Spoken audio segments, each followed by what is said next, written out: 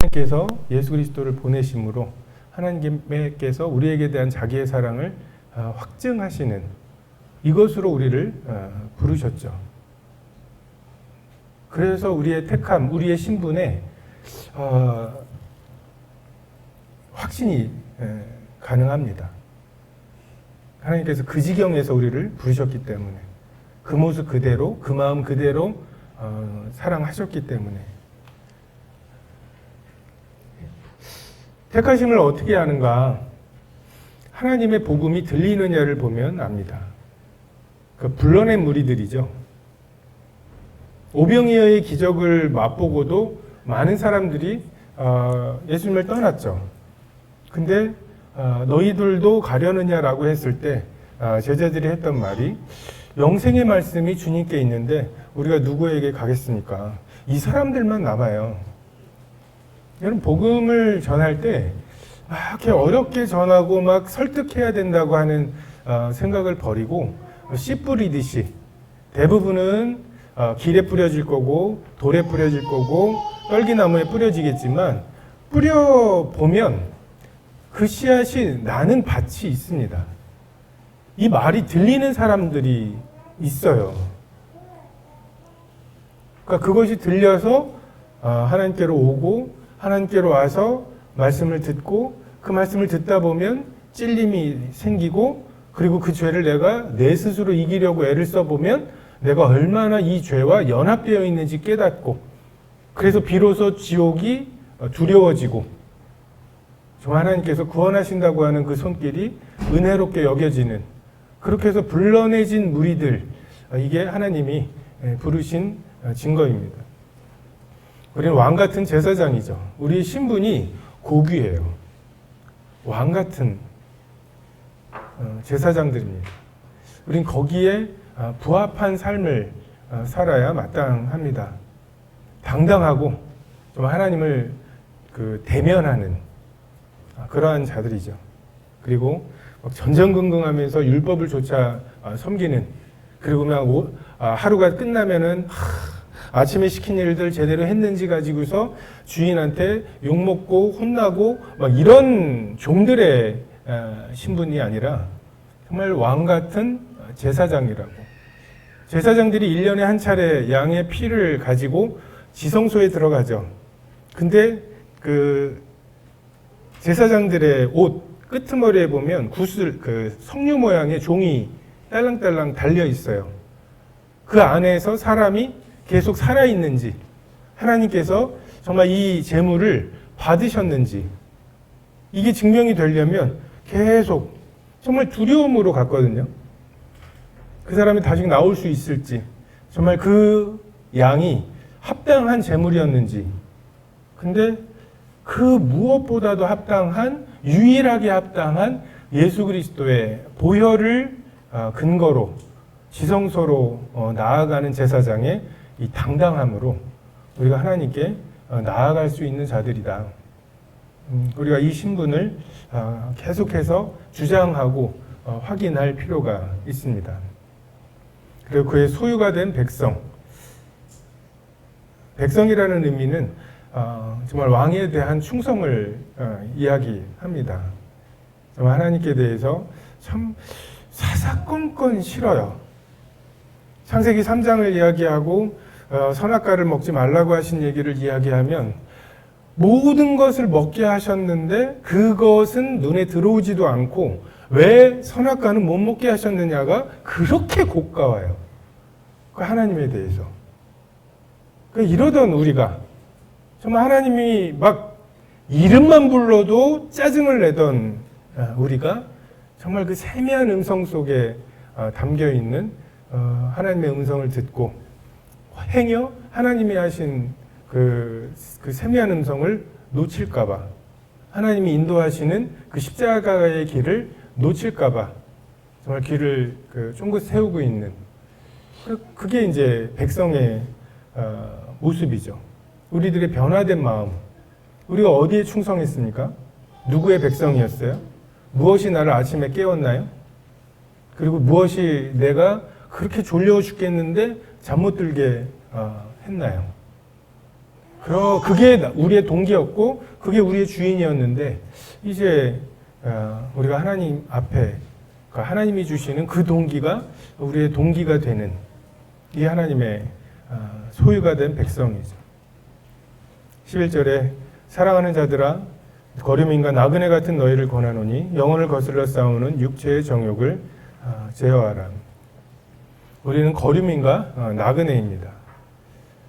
아브라함의 그 기사를 보면 아브라함은 텐트를 치고 살았고 그 제단을 쌓았죠. 근데 영어로 보면은 텐트는 텐트지만 그 빌트예요. 그러니까 우리는 언제든지 하나님이 부르시면 뜯어서 갈 수 있는 그 천막에 살면서 유일하게 우리가 건축을 해야 되는 것은 제단이죠.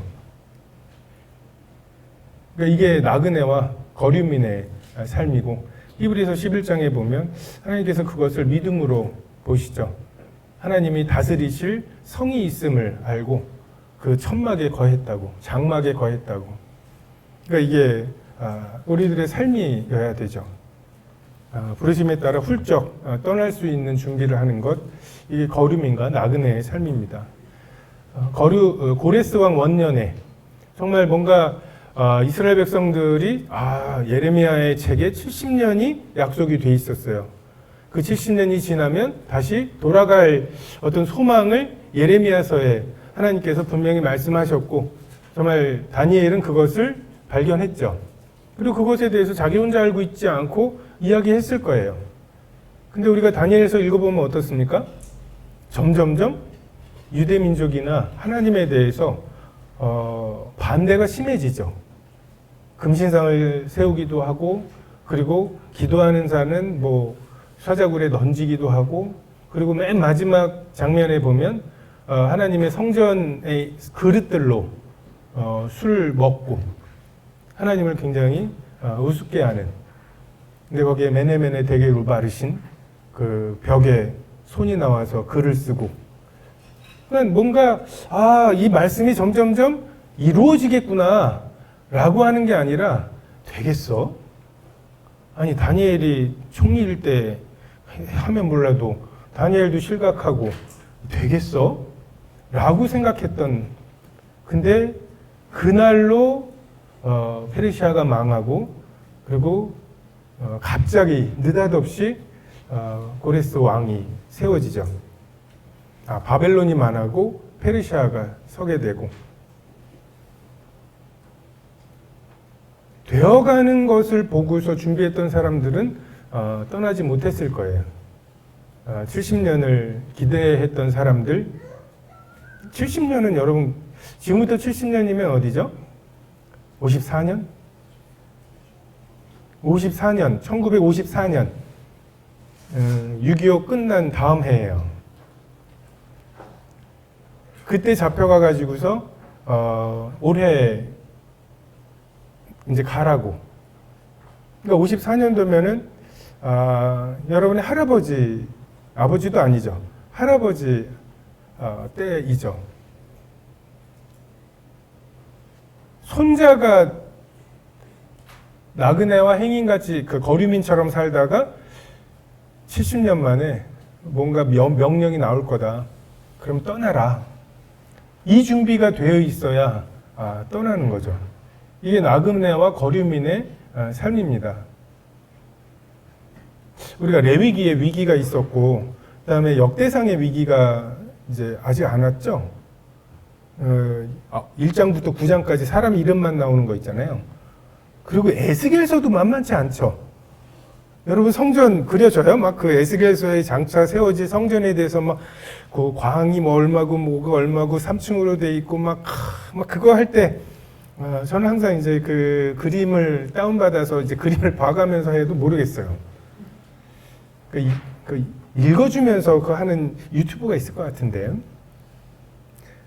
근데 그걸 전수해야 되는 거잖아요. 아들에게 전수하면서 네 아들에게 이걸 전수해야 된다. 성벽을 쌓는 것은 어떤 거고 성전을 쌓는 것은 어떤 거라고.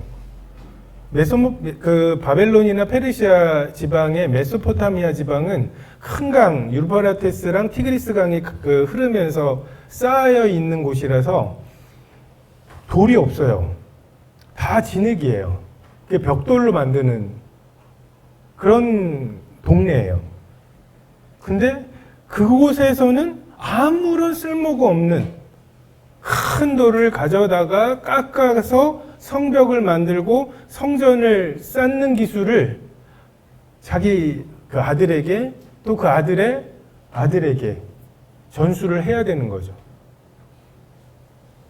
레위기에 나타난 그 여러 제사들, 이거 빠뜨린 거 없어? 막 정말 이건 어떤 거는 쪼개가지고서 각을 두고 벌려놓고 막 그 내장은 또 어떻게 하고 내장에 붙은 기름은 막 이거를 해야 되는데 쓸모없는 70년을 그걸 전수해야 돼요.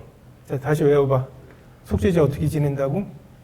그거 똑바로 안 해요? 정신 안 차려 하면서 막 그렇게 해서 아이 쓸데없는 걸 왜 배워요? 막 하면서 이제 그렇게 해가지고서 전수가 돼야 하나님의 성전에 고레스 왕 원년에 첫 해에 느닷없이 하나님의 전을 사모하는 사람들은 가라고 할 때 돌아갈 수 있는 거죠. 이게 우리들의 정체성입니다. 공부하세요. 자격증 따시고 취직 준비하시고 그러니까 그거 자체를 하지 말고 언제든지 부르시면 막 그런 생각하지 마시고 하나님이 여러분을 먹이시는 가장 일반적인 방법은 직장 생활을 하게 하시는 거예요. 응? 오병이어로 먹고 막 이거는 예수님 생애 중에서도 33년 동안 2번밖에 없어요. 괜히 그걸 바라지 마시고 다만 언제든지 걷어서 들고 갈 수 있게 하시라고.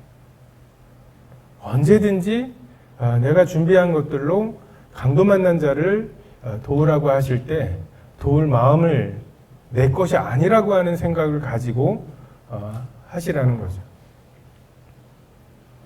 이 세대를 본받지 마시고 마음을 새롭게 함으로 변화를 받고 영혼을 거슬러 싸우는 육체의 정욕, 모든 나무의 열매를 먹지 말라고 하신 게 아니죠. 우리의 모든 육체의 육체의 욕구가 정욕인 것은 아니에요. 어떤 사람은 너무 이기적으로 살죠. 근데 어떤 사람은 좀 이기적일 필요가 있는 사람도 있어요. 황금알을 넣는 거위가 잘 먹어야 되잖아요. 저는 학생들에게 막 그 물리 시간에 오죽 자겠어요. 막 자는 애들 깨워가는데 깨우면서 하는 말지, 내가 니네들 안타까워서 깨우는 거 아니다. 니네가 조금 더 물리 수업 잘 듣고 조금 더 수능 잘 보고 좋은 대학 가고 좋은 직장 가서 좀 더 많은 돈을 벌어서 좀 더 많은 연금, 좀 더 많은 세금을 내기를 바라는 거다. 그래서 내 노후 때문에, 내 노후가 걱정돼서 하는 거라고. 물리하는 사람들끼리는 다 통해. 이게 재밌어, 애들한테는. 그 표정은 뭐. 응? 아이, 참.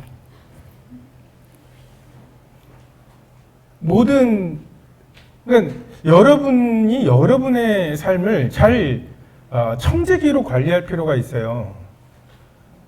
그러니까 내가 나를 위해서 쓰는 것에 대해서 굉장한 죄책감을 갖거나 이것은 성경적이지 않아요.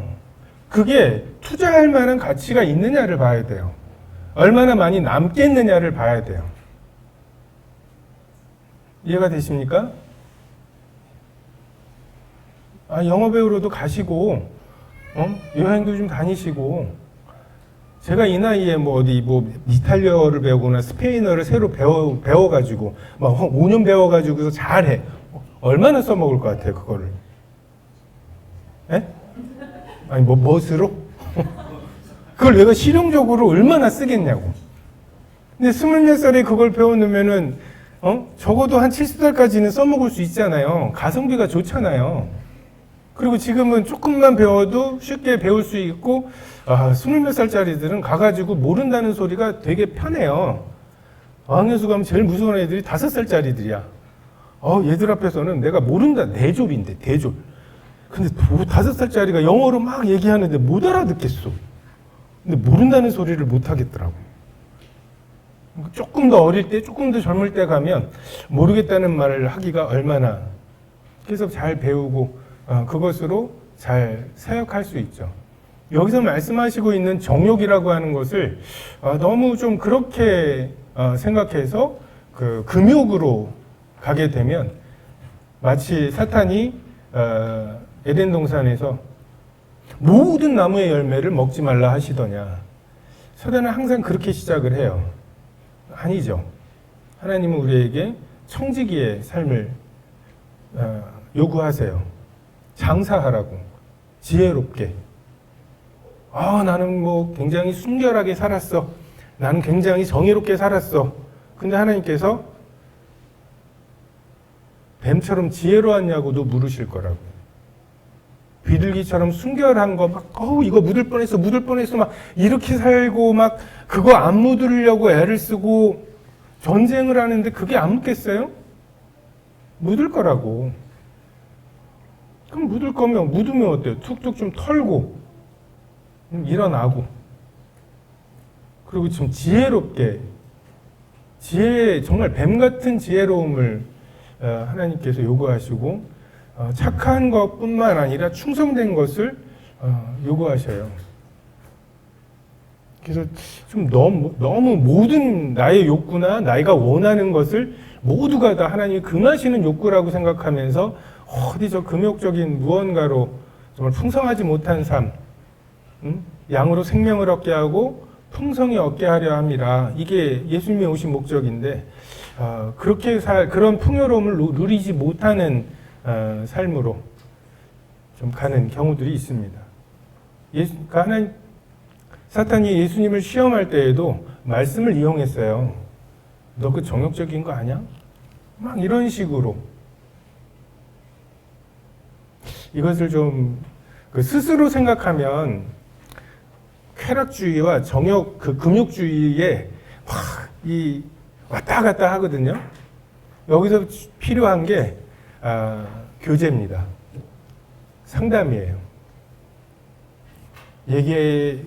개인별로 너는 좀 금욕적인 필요가 있고, 너는 좀 이기적일 필요가 있고, 이런 좀 구체적인 상담이 좀 필요한 경우들이 많습니다. 하나님께서는 우리 속에 하나님의 법을 즐거워하는 그런 영혼의 소원을 주셨죠.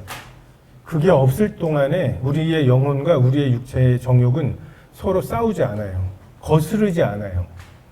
이게 뭔가 거스른다는 게 기본적으로 하나님께서 우리에게 주신 영혼의 소욕이 있다는 거예요.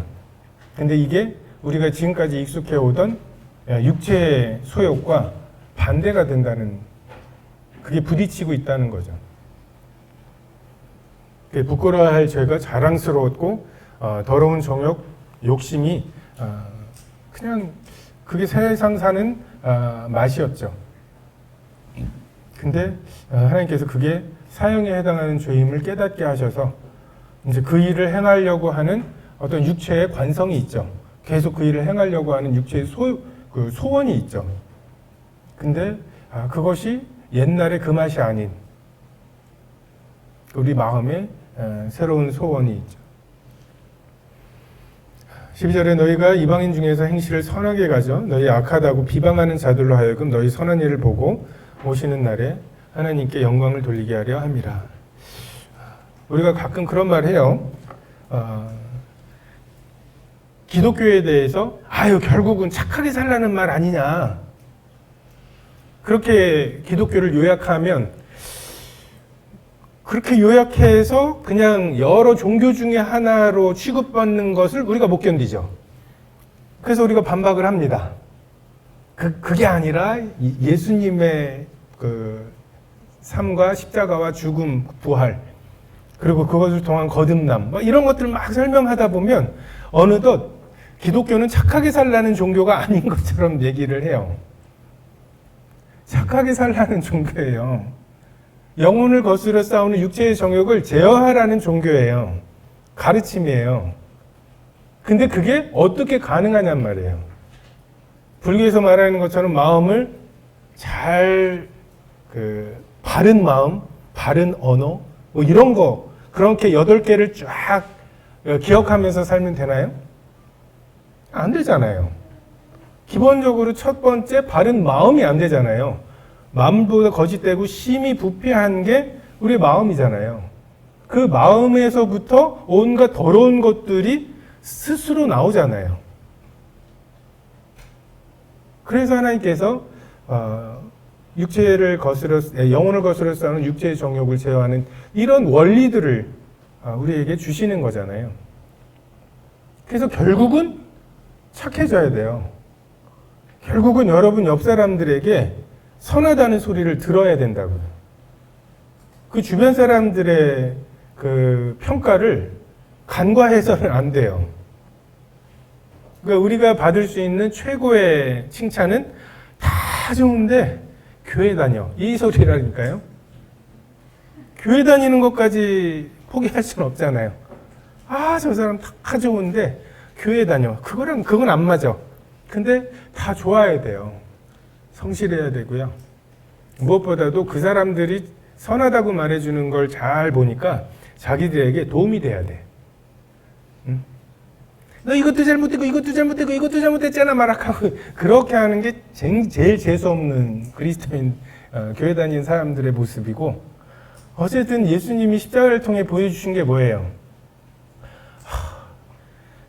너는 그렇게 해야 마땅해.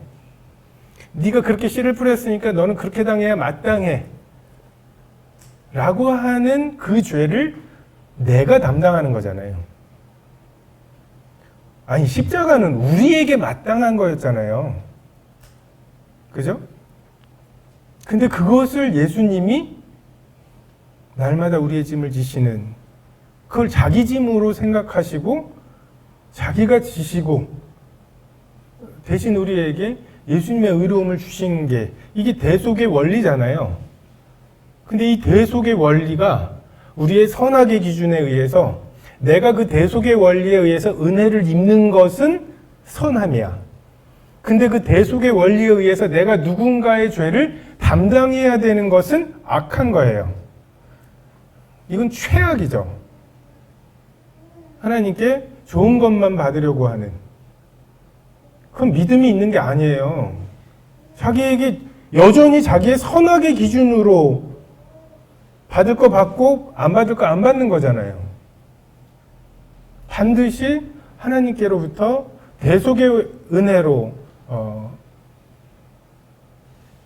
사랑을 받았다면 나도 누군가에게 대속의 은혜를 베풀어야 한다는 거죠.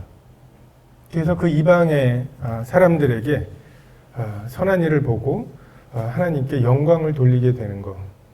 그 사람이 믿든 말든 어쨌든 그 사람이 하나님이 어떤 분이냐고 묻게 되는 것. 이것이 우리의 목표이어야 합니다. 13절 14절에 인간의 모든 제도를 주를 위하여 순종하되 위에 있는 왕이나 그가 악행하는 자를 징벌하고 선행하는 자를 포상하기 위하여 보낸 총독에게 하라고. 일상생활에 우리의 영혼을 거스려 싸우는 육체의 정욕을 제어하는 일은 우리의 개인의 삶에서도 그렇고 우리의 교회 생활도 그렇고 하나님께 예배하는 것, 누가 봐도 선하고 성스러운 어떤 일들, 거기에서만 일어날 일들이 아니고 그 싸움이 거기에서 멈출 것이 아니라 우리가 내 옆에 있는 사람들, 또 여기에 보면 제도들, 왕들, 정권들, 그리고 내 위에 두신 권세들, 그 하나님의 주권을 인정하는 마음으로 이 당시에 정권의 악함이 지금 우리가 마음에 드네 안 드네를 논하고 있는 비교가 안 되는 정권이었겠죠. 그 로마의 정권과 이런 것들이 실제적인 핍박이 있었고, 근데 사도 베드로가 그런 부분들에 있어서 여지를 주지 않고 있습니다. 그래서 너무 교회와 하나님을 간절하게 섬기고 막 그러지 마시고 그 간절함의 표정으로 옆 사람도 또 그 간절함의 표정으로 내 이웃들, 응? 그게 안 될 때 우리는 잘 몰라도 저게 괴물스러워 보여요. 막 교회에서는 막 이러는데 나와가지고서는 만달란트 탕감받은 기쁨이 너무 해가지고서 막 그러는데 나오자마자 너 일로 와 하고서 멱살을 잡고 100데나리온 언제 갚을 거야 라고 말하는 게 우리에게는 모순처럼 안 보여요. 왜요? 일관되죠? 나의 선악의 기준이죠. 만달란트 용서받은 거 나에게 도움이 되죠. 선하죠. 이 사람이 나에게 100데나리온을 다시 갚는 거 나에게 선하죠. 그래서 나는 되게 일관되게 살고 있다고 착각을 하지만 나의 선악의 기준의 일관됨이죠. 그 성경 그것을 죄라고 말씀하십니다. 그래서 나그네와 행인 같은 우리의 정체성을 생각하고 영혼을 거스려 싸우는 육체의 정욕, 각 사람이 다 다르겠죠. 그 부분에 대해서 정말 그게 정욕인지, 그러니까 또 사단에게 속고 있는 건 아닌가, 그죠? 돌을 떡으로 만들어 먹으라고. 근데 40일을 굶었어요. 그건 정욕일까요? 예수님에게는 정욕이었죠. 정말 그 배고파서 먹고 싶지만 예수님은 그렇게 하지 않기로 하신, 우리가 그것을 좀 잘 분별할 필요가 있습니다. 사탄은 먹지 말라고 하신 말씀에 더해서 만지지도 말라고 하는 말을 덧붙이는, 뭔가 그게 하나님을 더 잘 섬기는 것처럼 착각하지만 우리의 육체의 욕구나 이런 것에 대해서도 우리가 그러할 수 있어요. 그래서 막연한 죄책감과 막연한 어떤 금욕주의와 이렇게 살아야 되는데 그냥 내가 왜 이렇게 뭔가 담대함이 없어요.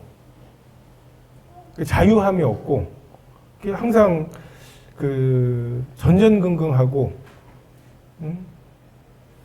그렇게 사는 것은 종의 삶이지, 종의 모습이지 자녀의 모습, 왕 같은 제사장의 모습은 아닙니다. 여러분이 청년의 때 좀 그런 것들을 좀 잘 정립하는 게 여러분의 평생에 도움이 되고 교회에도 도움이 돼요. 교회는 자유한 자들의 정말 자기가 섬기고 싶은 그 소원대로 섬기는 그 에너지가 필요하지, 뭐 이렇게 소장농들 있죠? 이 밭에서 나는 거에 뭐 대부분을 뺏길 것이 뻔한 소장농들이 채찍질 당하는 게 싫어가지고서 억지로 하는 그런 그 섬김으로는 효율이 없습니다. 그래서 여러분 이 말씀 한 말씀이라도 영혼을 거스러 싸우는 육체의 정욕을 제어하라. 이 말씀 그 구절을 우리의 삶에 적용하려고 하다 보면 이게 제어한 건지 금욕인지 영으로 육의 행실을 죽인 건지 육으로 육의 행실을 죽인 건지 헷갈리고, 금욕의 특징은 금욕의 끝은 쾌락이죠. 소화가 안 돼요. 내가 어떤 일을 금욕적으로 안 하잖아요. 그러면 다이어트 한다고 이렇게 한 끼 굶어봐요. 얼마나 몇 끼치를 더 먹고 막 이러잖아요. 그러니까 소화가 안 된 거예요. 육체의 정욕이 제어된 게 아니에요. 그건 그냥 압력을 높여놓은 것이. 근데 우리가 그렇게 살고 빵 터지고 그 다음에 뭐 이런 순환을 얼마나 많이 합니까? 그래서 여러분 각자만의 좀 이렇게 좀 균형을 좌로나 우로나 치우치지 않은 좀 균형을 잘 잡는 것, 이것도 큰 숙제라고 생각이 됩니다. 기도하겠습니다.